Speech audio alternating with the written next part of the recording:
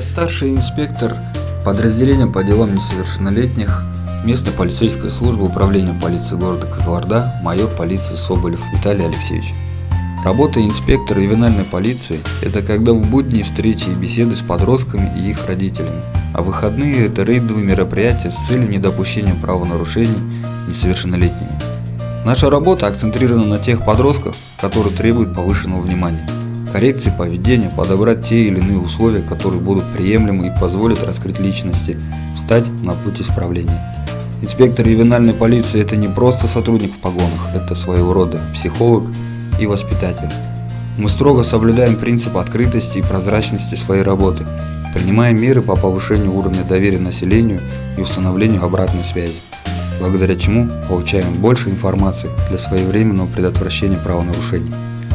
В ночное время каждый сотрудник ПДН организовывает рейдовые мероприятия на обслуживаемом административном участке, в ходе которых выявляются лица, находящиеся в ночное время без сопровождения законных представителей. Основными целями и задачами является, конечно, профилактика. Сотрудники ПДН проводят разъяснительно-правовые беседы с подростками, устраивают семинары, организовывают классные часы с привлечением специалистов, учебных заведений, квалифицированных психологов.